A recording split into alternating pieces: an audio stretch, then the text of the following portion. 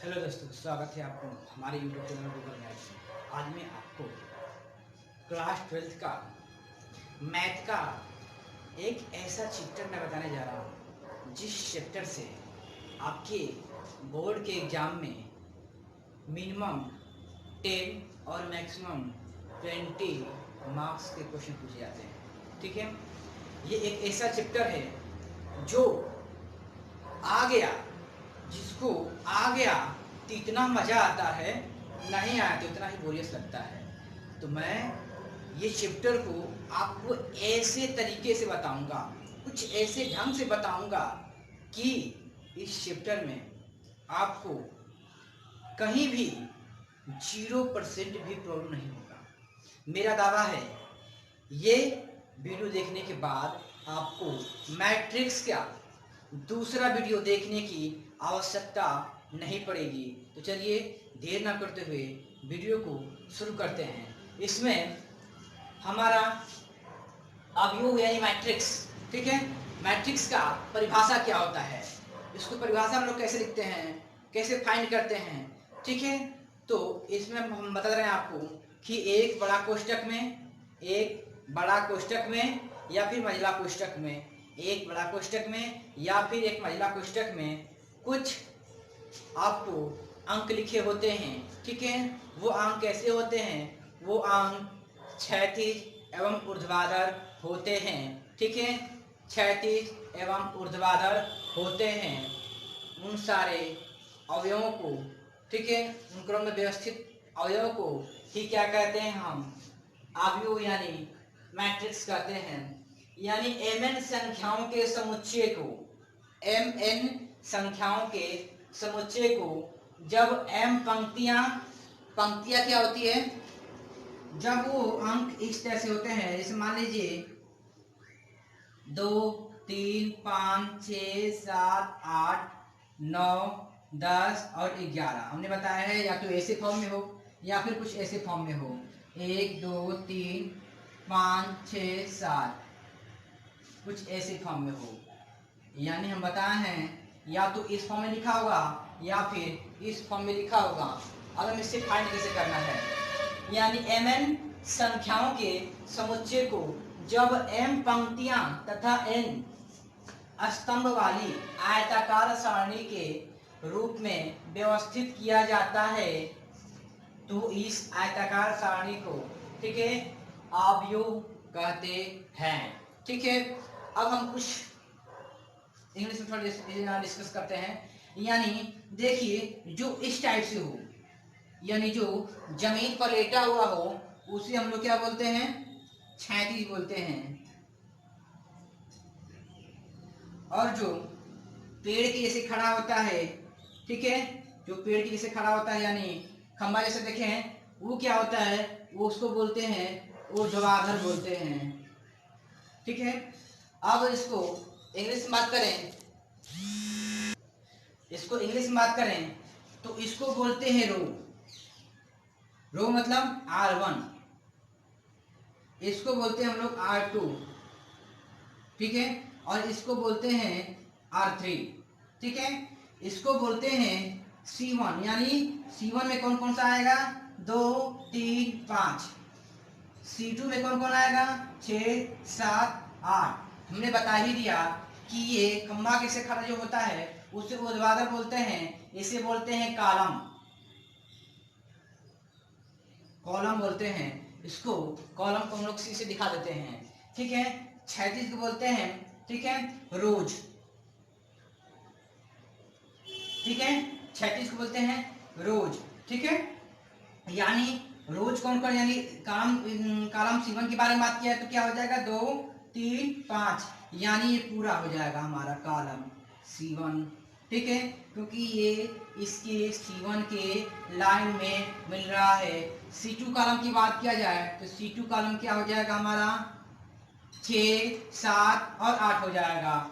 C3 के बारे में बात किया जाए तो C3 में क्या हो जाएगा हमारा, 9 10 और 11 हो जाएगा। ठीक है, R1 रोज के बारे में बात किया जाए, यानी क्षैतिज के बारे में बात किया जाए, ठीक है, तो क्या हो जाएगा, 2 6 और 9 हो जाएगा। R2 के बारे में बात किया जाए तो कितना हो जाएगा 3, 7 और 10 हो जाएगा। R3 के बारे में बात किया जाए तो क्या हो जाएगा, लास्ट बचा हमारा 5, 8 और 11 हो जाएगा।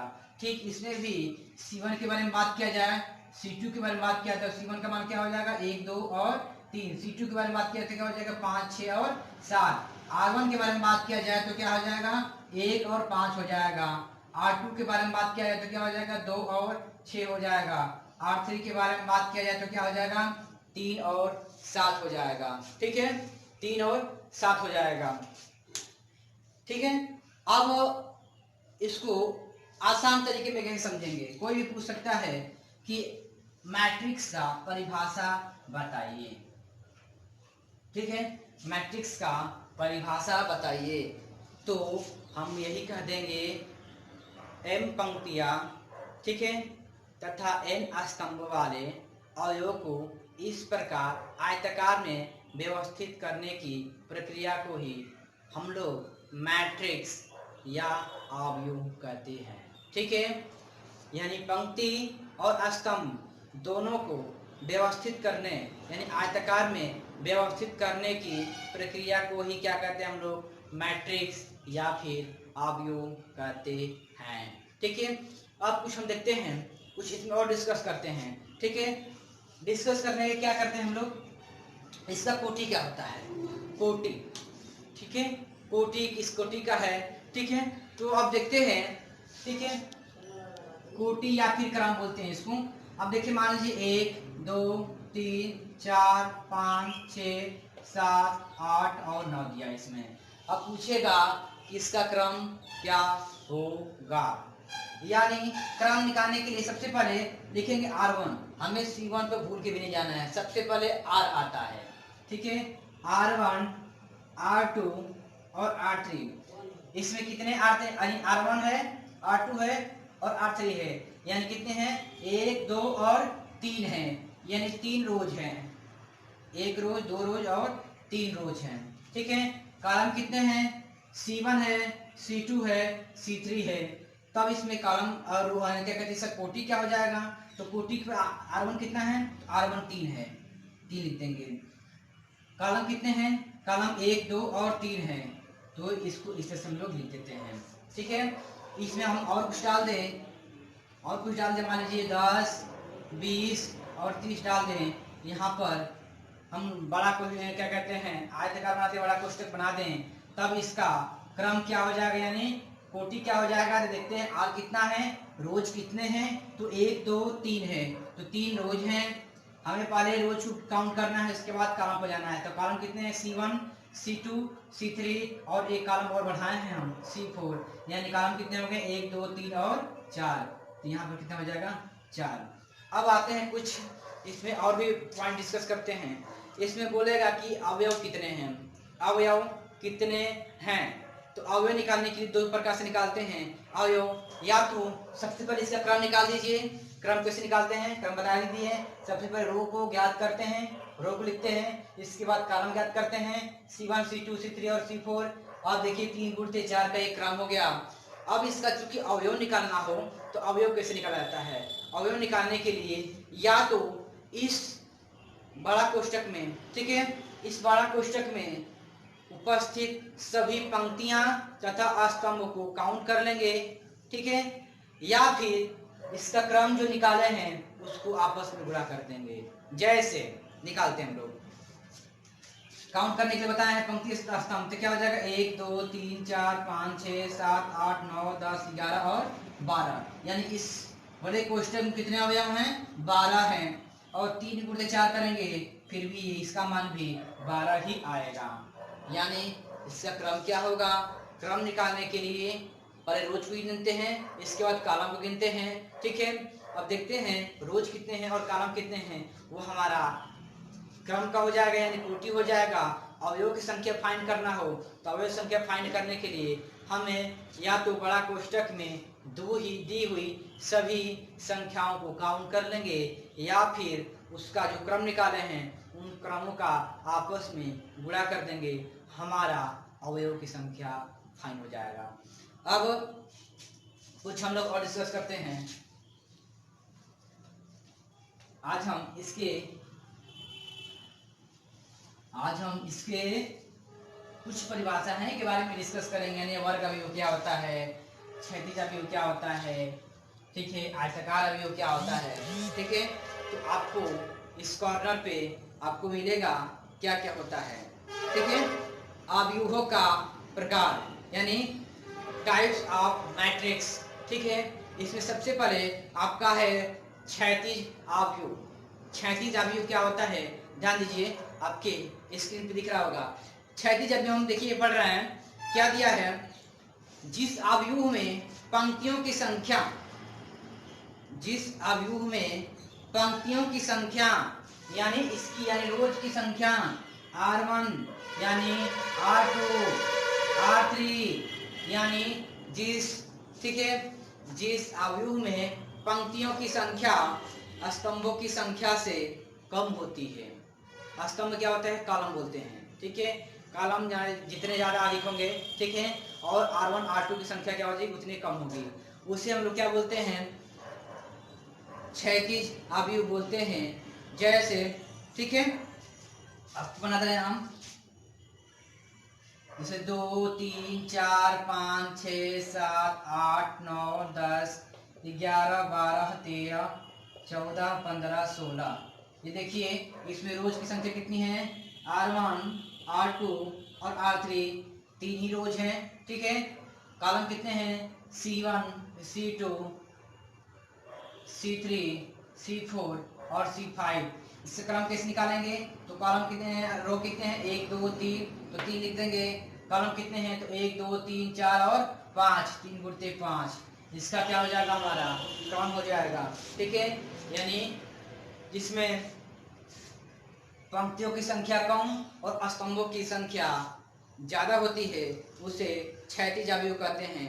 दूसरा क्वेश्चन है, दूसरा परिभाषा है आपका ऊर्ध्वाधर अवयव। ऊर्ध्वाधर अवयव में क्या होता है, ठीक इसका उल्टा होता है, यानी स्तंभों की संख्या कम एवं पंक्तियों की संख्या ज्यादा होती है।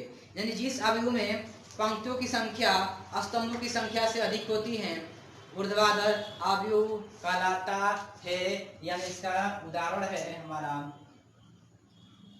1 2 3 4 5 6 7 और 8। इसमें देखिए कॉलम की संख्या कितनी है, C1 और C2 है।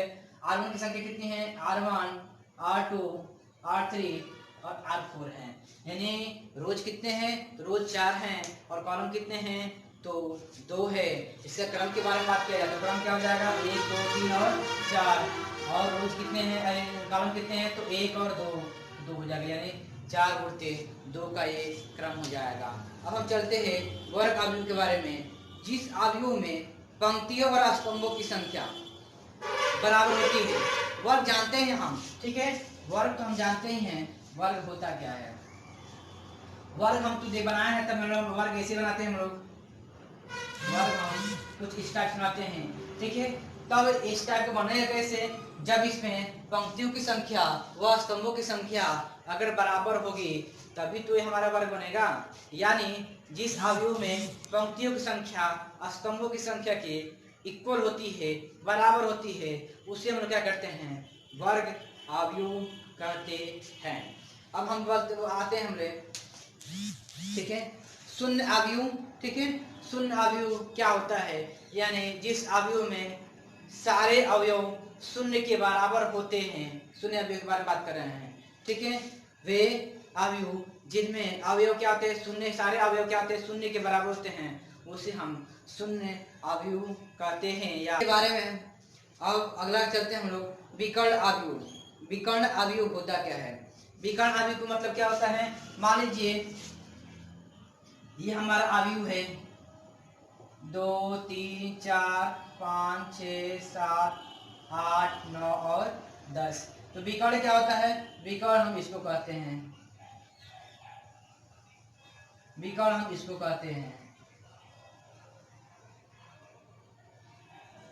ठीक है।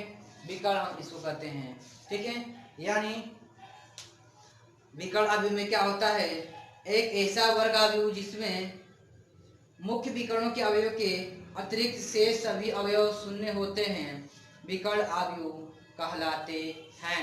यानी कहने का मतलब ये होता है, इन संख्याओं के विकर्ण अवयव में होता क्या है, मान लीजिए होता क्या है, देखिए केवल विकर्ण अंक होता है, बाकी संख्या क्या होती है, शून्य के बराबर होती है।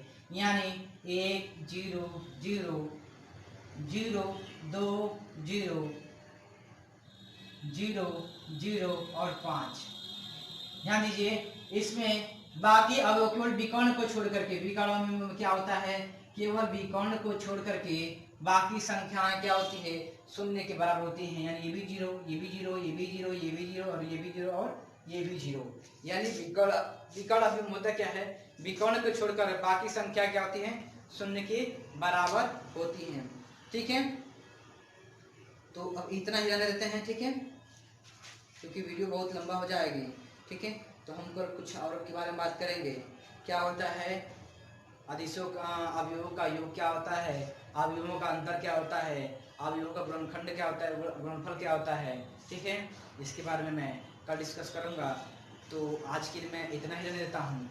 यदि हमारा वीडियो आपको अच्छा लगा है तो वीडियो को लाइक कीजिए, अपने दोस्तों में शेयर कीजिए, और चैनल पर नया है चैनल को सब्सक्राइब करके बेल आइकन को प्रेस कर लें, जैसे कि हमारे नए नए वीडियो का नोटिफिकेशन आप तक सबसे पहले पहुँचे। धन्यवाद। सब्सक्राइब करने से क्या होता है, हमें मोटिवेशन मिलता है, ताकि इससे मैं और अच्छा वीडियो आपके सामने लाता रहूँ। ठीक है, तो आज के लिए इतना ही, बाकी के लिए कल नेक्स्ट वीडियो में। तब तक के लिए हंसते रहिए, मुस्कुराते रहिए।